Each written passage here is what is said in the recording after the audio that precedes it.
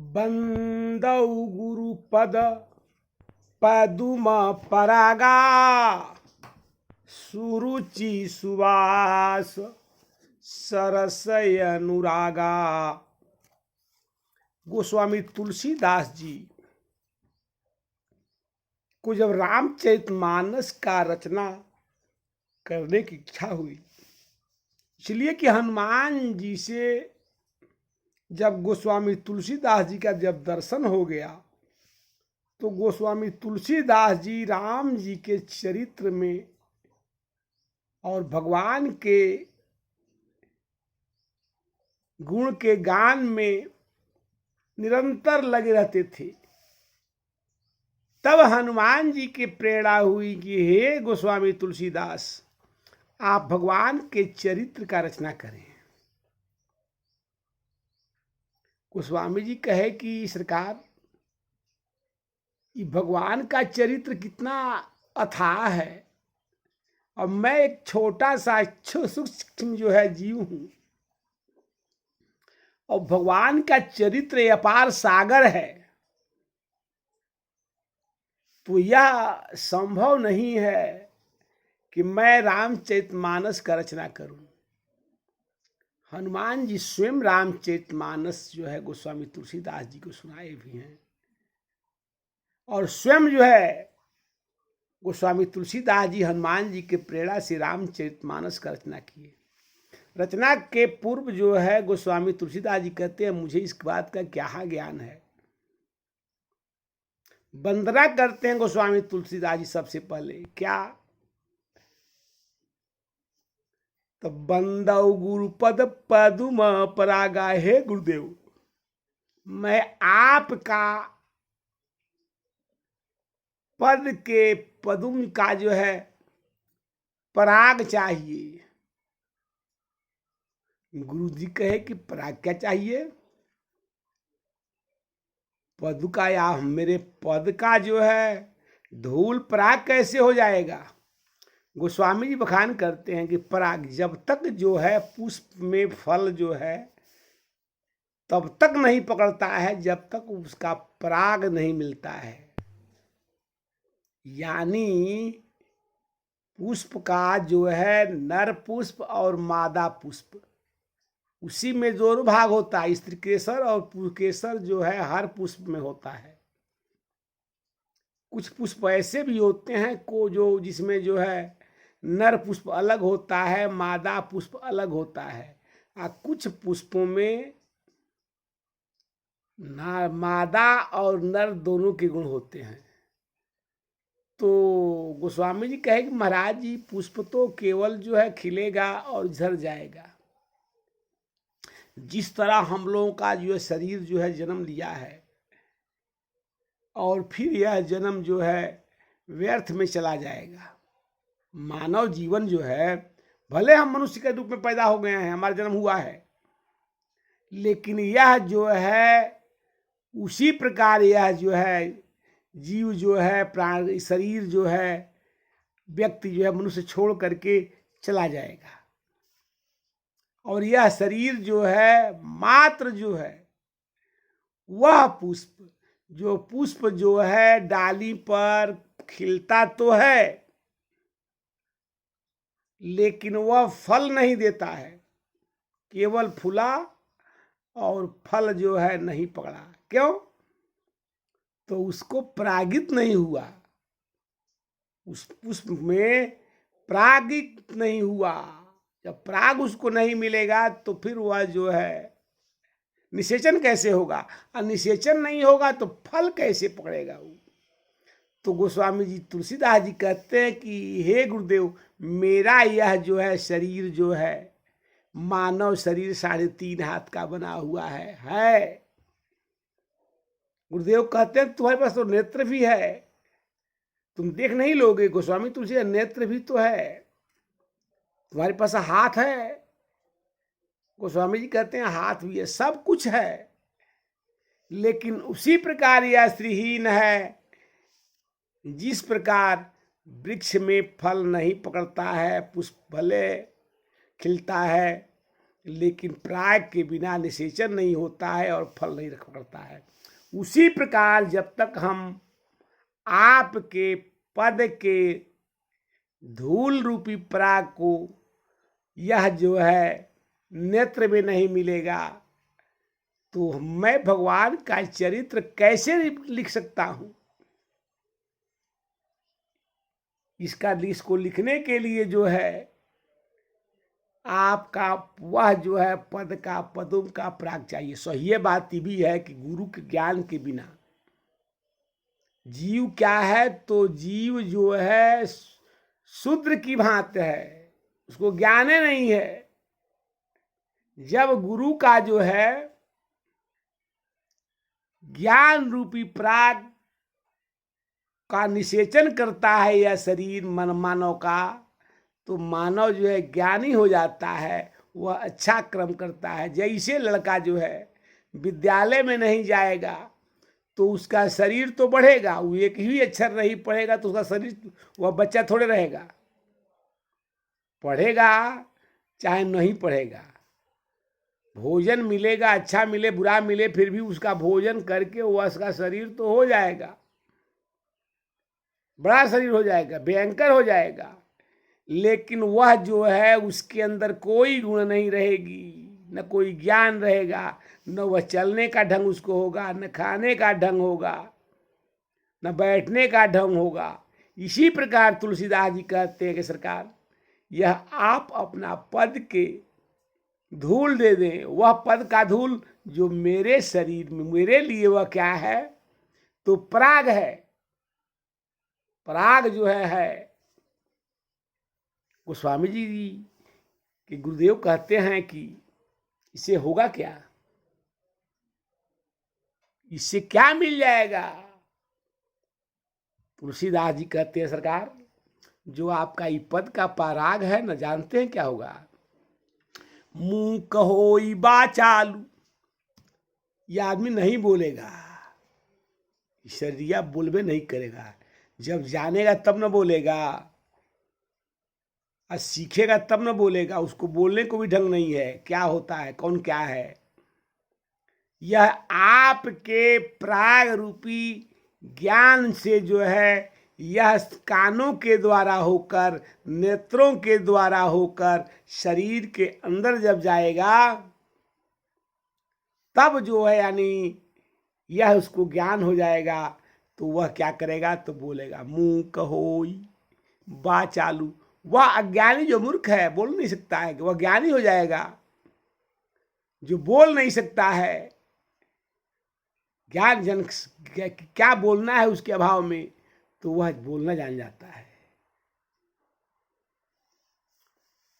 और क्या है, तो नील सरोरुह श्याम, नील सरोरुह श्याम, तरुण अरुण बाजिय नैना, करऊं सो मम उर धाम, सदा क्षीर सागर शयन। यानी जो है यह नीले आकाश में, जो यह आकाश है क्या है, तो नीला है, नील गगन में। और जो है इस पृथ्वी पर समुद्र जो है, जो नीला समुद्र है, और उसमें जो है हमारे प्रभु जो है क्या करते हैं, तो शेष जी पर विश्राम करते हैं। उसी प्रकार क्या है, यह नेत्र भी है, वह भी जो है इस सरोवर है, ये भी यह देखता है तो कहाँ से कहाँ चला जाएगा। आंख से जब हम देखेंगे तो नेत्र भी इसको जो है जहाँ चला जाएगा, जहाँ तक निगाह जाएगी उसको जाने में देर नहीं लगेगा।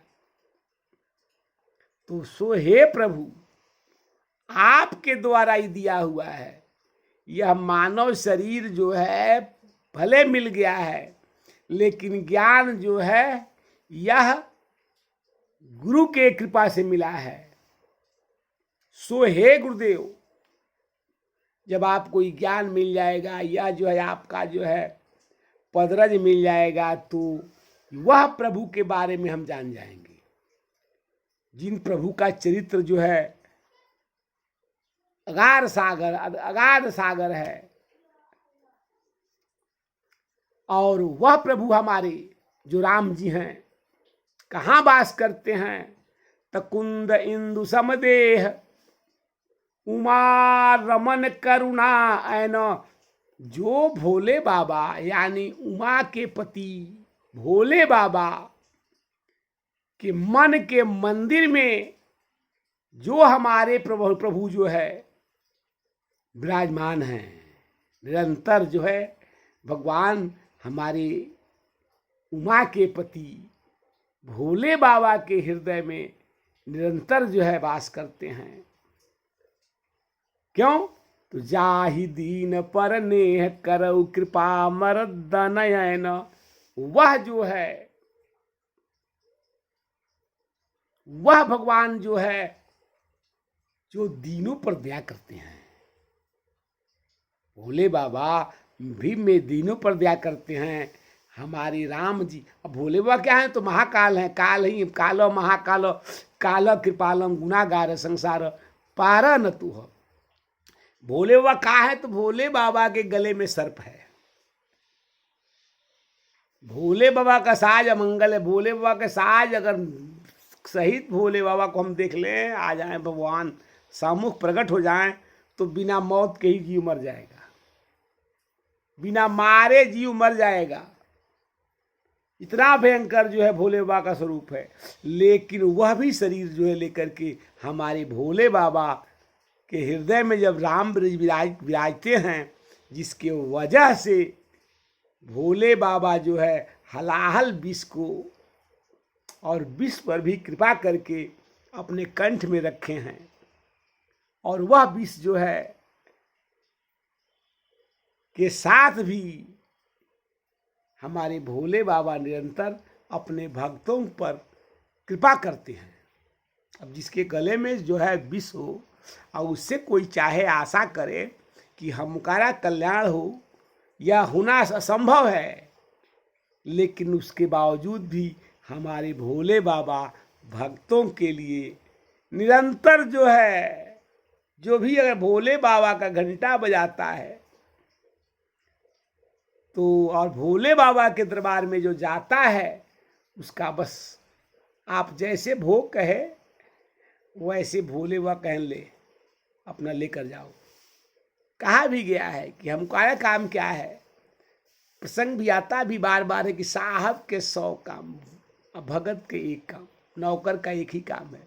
हमारा काम बस बाबा का घंटी बजाना है, भोले बाबा के घंटी बजाना है। भोले बाबा का भजन करेंगे, राम का जी का भजन करेंगे, भगवान श्री कृष्ण का भजन करेंगे, दुर्गा जी का भजन करेंगे, उनके चौहट पर जाएंगे। इसे कहा गया है, तेरे चौकट पर आना मेरा काम है। हे भोले बाबा, हे राम लला, हे भगवान कृष्ण, मेरा काम एक ही है कि मैं आपके चौकट पर रोज आऊं। दूसरा मेरे पास है ही काम, मेरे पास ऐसा ज्ञान क्या है, मेरे पास ऐसा पौरुष क्या है? तो तेरे चौकट पर आना मेरा काम है, मेरा बिगड़ी बनाना तेरा काम है। मेरा काम मात्र आपके चौकट पर आना है, और मेरा बिगड़ा हुआ जो बिगड़ता है उसको बनाना आपका काम है। मुझे इस बात का ज्ञान नहीं है कि कौन अच्छा है कौन बुरा है, जब जिसको अच्छा बुरा और बुरा का ख्याल जिसको नहीं हो। जैसे छोटा लड़का है, तो छोटा लड़का को कहाँ ज्ञान है कि पढ़ाई अच्छा है कि खेल अच्छा है। छोटा लड़का 10 4 5 बच्चों के साथ खेलेगा, तो खेलना क्या है? तो खेलना उसके लिए बुराई है। छोटा बच्चा है, वह बच्चों के साथ खेलेगा, पढ़ेगा नहीं, कुसंगत में जाएगा। उसको तो कोई इस बात का पता नहीं है कि मैं कुसंगत में जा रहा हूं। लेकिन उसके माता पिता को इस बात का ज्ञान है कि मेरा लड़का आज विद्यालय नहीं गया है, पढ़ा नहीं है, वह बच्चों के साथ गाली जो है देने को सीख गया है, उसको माता पिता को ज्ञान है। उसी प्रकार मेरा जो है अच्छा किस में है, मेरा बुराई किस में है, मेरा भला किस में है, यह मैं नहीं जानता हूं। कौन जानता है? तो मेरे प्रभु और परवरदिगार जानते हैं, राम जी जानते हैं, भोले बाबा जानते हैं, भगवान श्री कृष्ण जानते हैं। ये मेरे इष्ट, इनको पता है कि मैं अच्छा कर रहा हूं या बुरा कर रहा हूं। तो प्रभु मेरा एक ही काम है कि मैं आपके दरवाजे पर आऊं जाऊं बस। लेकिन मेरा बिगड़ रहा है कि बन रहा है, यह इसका बात का ज्ञान है मुझको नहीं है। तो मेरा बिगड़ा हुआ काम है वह बनाना आपकी ड्यूटी है। तो इसी प्रकार गोस्वामी तुलसीदास जी कहते हैं कि गुरु, हे गुरुदेव, आपका जो यह पद का रज है, यह जो है नर रूप में जो है भगवान को अपने बस में कर लेने की पावर उसमें है। इसलिए कि हम आपका जब गुरु का पद का रज से मैं जो है परागित होकर के ज्ञान पाऊंगा तो मैं भगवान का भजन करूंगा और उस भजन से मैं भगवान को अपने वश में कर लूंगा। किस तरह? जैसे महावत जो है गजराज को केवल अंकुश मात्र से बस में कर लेता है, उसी प्रकार जो है सुमिरी पवन सुत पावन नामू अपने बस करी राखे रामू। जिस प्रकार हनुमान जी क्या कोई भजन थोड़े किए, कोई मंत्र थोड़े पढ़े। हनुमान जी कौन मंत्र पढ़े थे? हनुमान जी कौन सी मंत्र पढ़े थे? कहाँ उनके पास पवित्रता था? कहाँ पूजा किए थे? केवल भगवान राम जी का नाम का सुमरन किए थे बस। सुमेरी गोस्वामी जी को लिखना पड़ा, सुमेरी पवन सुत पावन नामू अपने बस करी राखे रामू। राम जी को अपने बस में कर लिए। हम जो है बार बार जो है उस भगवान का नाम तो जपते हैं, लेकिन हमारे पास भाव का प्रधानता नहीं आता है। भाव जो है हमारा जो है बार बार भाव जो है गलत हो जाता है और भाव बड़ा है हमारे पास। प्रभु से भजन में प्रभु से मिलने की जब ललक होगी तो इसके प्रभाव से हम अपने प्रभु का अनुसरण करेंगे और भगवान हमारी बात तो हमेशा सुनता है। अब कोई कहे कि भगवान हमारी बात को सुन नहीं रहे हैं, भगवान सुन नहीं रहे हैं, भगवान के पास कान की कमी क्या है? भगवान के पास कान की कमी है का? अनंत कान है भगवान का। भगवान चींटी के पैर का धमस जो है से भगवान जो है व्याकुल हो जाते हैं। भगवान सब देख रहे हैं, सब देख रहे हैं, देख कर भी जैसे जो है किसान अपने फसल को देखता है,